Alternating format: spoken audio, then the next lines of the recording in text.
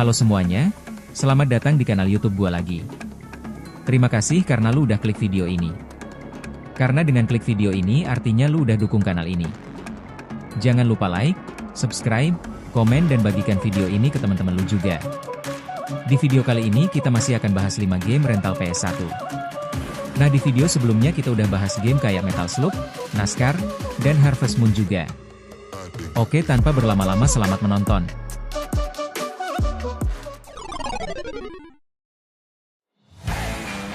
Kita ke game pertama, game yang katanya kasih pengaruh buruk ke anak-anak yang mainin game ini. WWF SmackDown rilis di akhir 90-an, game ini langsung meledak karena gulat WW lagi ada di masa kejayaannya. Nama-nama kayak The Rock, Stone Cold Steve Austin, Triple H, sampai The Undertaker jadi idola banyak bocil waktu itu. Begitu game ini dinyalain di rental, pasti langsung dikerubutin, apalagi kalau yang main udah jago spam finisher. Secara gameplay, WWF SmackDown termasuk game wrestling yang cepat dan cukup mudah dipelajari. Kontrolnya nggak serumit simulasi, tapi tetap punya banyak variasi bantingan, grab play, dan finisher ikonik tiap pegulat. Kita bisa main exhibition, season mode, sampai bikin karakter sendiri di mode Creative Wrestler yang waktu itu sudah terasa keren banget. Animasi gerakannya juga lumayan realistis untuk ukuran PS1, jadi tiap pukulan dan bantingan terasa mantap. Yang bikin game ini unik tentu saja lisensi resmi pegulat WW dan jurus-jurus khas mereka. Setiap karakter punya finisher spesial yang kalau berhasil kena rasanya puas banget. Tapi ada satu fakta yang gak bisa dipungkiri, game ini bikin banyak bocil rental PS1 nekat meniru gerakan-gerakan gulat di dunia nyata. Dari rock bottom di kasur sampai coba-coba Stone Cold Stunner ke teman sendiri, walaupun ujung-ujungnya sering dimarahin orang tua. Game ini benar-benar bawa euforia wrestling ke kehidupan sehari-hari. Kenapa WWF SmackDown bagus? Karena dia berhasil menangkap sensasi tontonan WW, dan mengubahnya jadi pengalaman interaktif yang seru.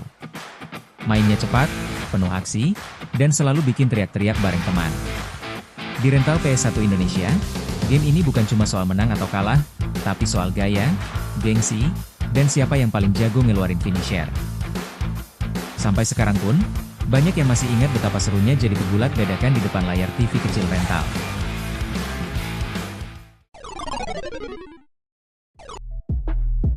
Nah, kita ke game yang agak-agak mirip dengan game yang udah kita bahas minggu lalu yaitu game Vigilante 8 Second Offense. Nah, game ini sering dibandingin sama game Twisted Metal.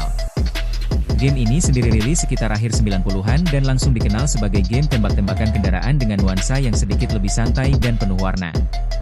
Di rental, biasanya game ini dipilih kalau lagi pengen chaos tapi nggak terlalu gelap atau sebrutal Twisted Metal. Meski konsepnya mirip, vibe-nya terasa beda. Secara gameplay, Vigilante 8 Second Offense tetap mengusung konsep vehicular combat, di mana kita mengendalikan mobil yang dilengkapi berbagai senjata seperti roket, mortar, sampai machine gun. Setiap arena punya objek yang bisa dihancurkan, bahkan beberapa bangunan bisa runtuh kalau terus diserang. Kontrolnya cukup responsif dan ada sistem upgrade senjata lewat kombinasi kode tertentu yang bikin serangan jadi lebih kuat. Ini jadi salah satu fitur yang bikin pemain betah eksperimen. Kalau dibandingkan dengan Twisted Metal, Vigilante 8 terasa lebih arcade dan penuh gaya retro 70-an dengan musik funky dan karakter yang lebih santai.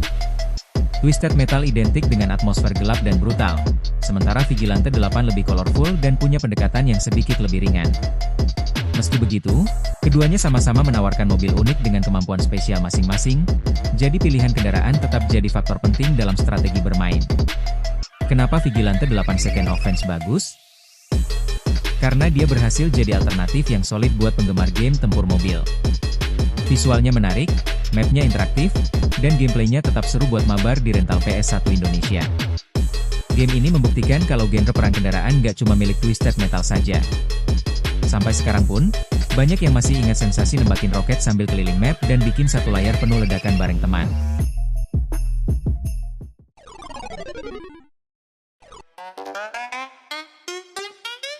Di game ketiga ini kita akan bahas game yang paling nyeleneh, yaitu game Super Shoot Soccer. Game ini bukan soal taktik serius atau simulasi akurat, tapi soal tendangan super yang bisa bikin bola berubah jadi api atau melesat kayak roket. Di rental, Game ini sering jadi pilihan kalau lagi pengen main bola tapi versi kocak dan penuh teriakan. Secara gameplay, Super Shot Soccer tetap pakai format sepak bola biasa, tapi tiap tim nasional punya jurus spesial masing-masing. Ada yang tendangannya super kencang, ada yang bisa bikin efek aneh ke bola, bahkan ada yang hampir nggak masuk akal. Kontrolnya simpel dan mudah dipelajari, jadi cocok buat mabar cepat tanpa harus ngerti strategi ribet. Justru karena elemen over the top inilah game ini terasa beda dan gak ngebosenin. Yang bikin game ini lucu banget adalah konsep tiap negara punya kemampuan berbeda. Jadi bukan cuma soal skill pemain, tapi juga soal milih tim favorit. Biasanya anak rental punya negara andalan masing-masing dan gak mau ganti. Ada yang setia sama Jerman, ada yang milih Jepang, dan ada juga yang bangga pakai Brazil karena jurusnya keren banget. Bahkan saya sendiri paling suka pakai Brazil, rasanya paling pas antara gaya main dan kekuatan spesialnya. Kenapa Super Shot Soccer bagus? Karena dia berhasil bikin sepak bola terasa fun dan penuh kejutan. Gak ada tekanan harus main realistis, yang penting seru dan bisa pamer jurus spesial. Di rental PS1 Indonesia, game ini sering jadi ajang adu gengsi antar negara pilihan. Sampai sekarang pun, sensasi mencetak gol pakai tendangan super masih jadi salah satu momen paling memorable buat yang pernah mainin game ini.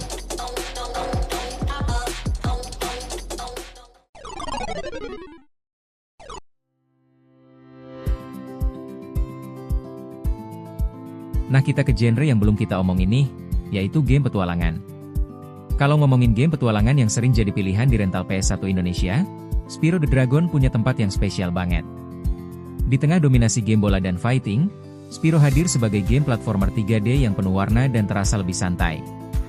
Rilis akhir 90-an, game ini langsung mencuri perhatian lewat karakter naga ungu kecil yang lincah dan dunia fantasi yang cerah. Banyak anak rental yang awalnya cuma penasaran, tapi akhirnya betah karena dunianya memang semenarik itu. Secara gameplay, Spyro the Dragon fokus ke eksplorasi dan platforming. Kita mengendalikan Spyro untuk berlari, melompat, meluncur, dan menyemburkan api buat mengalahkan musuh atau membuka jalan. Tujuan utamanya biasanya menyelamatkan naga-naga lain yang berubah jadi patung kristal sambil mengumpulkan permata dan item tersembunyi.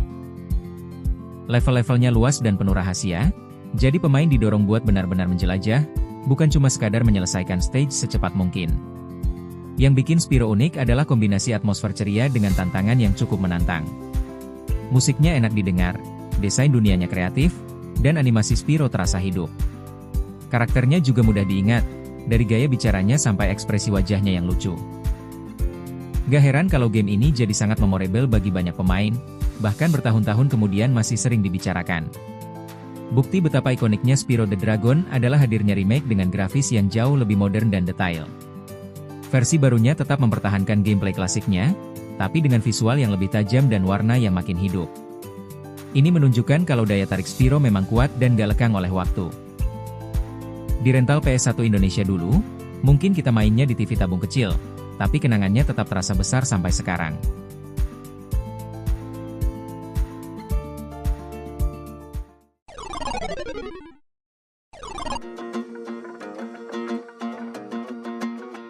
Terakhir kita ke game kartu yang bahkan sampai sekarang masih ada aja orang mainin bahkan untuk live stream juga. Nama game itu adalah Yu-Gi-Oh! Forbidden Memories. Rilis di era awal 2000-an, game ini langsung menarik perhatian karena anime Yu-Gi-Oh! Lagi populer banget. Banyak yang main bukan cuma karena suka game kartu, tapi karena pengen ngerasain jadi Yugi atau Kaiba versi digital. Di rental, game ini sering dimainkan sendirian tapi tetap jadi bahan obrolan rame-rame soal kartu paling kuat. Secara gameplay, Forbidden Memories memang berbeda dibanding aturan Yu-Gi-Oh! Versi resmi yang kita kenal sekarang. Peraturannya jauh lebih sederhana dan kadang terasa unik. Gak ada sistem tribute summon yang ribet, dan banyak duel yang berjalan cepat dengan fokus pada kekuatan attack dan defense. Buat pemain baru, ini bikin game terasa lebih mudah dipahami, walaupun tetap menantang karena AI lawannya cukup brutal. Salah satu fitur paling menarik adalah sistem fusion instan. Di game ini, kita bisa langsung menggabungkan dua kartu di tangan menjadi kartu baru tanpa perlu kartu polymerization seperti di aturan normal. Sistem ini bikin eksperimen jadi seru, karena kadang kita nggak tahu hasilnya apa sampai dicoba sendiri. Banyak pemain rental yang sengaja coba-coba kombinasi aneh demi nemuin monster overpowered secara tidak sengaja. Kenapa Yu-Gi-Oh! Forbidden Memories bagus? Karena dia menawarkan pengalaman duel yang beda dan penuh kejutan. Sistemnya yang lebih simpel tapi fleksibel bikin pemain bebas bereksperimen dengan deck mereka. Ditambah nuansa nostalgia anime dan soundtrack khasnya, game ini jadi salah satu judul yang paling diingat di era PS1. Di rental PS1 Indonesia, game ini bukan cuma soal menang duel, tapi soal pamer kartu fusion paling kuat ke teman-teman.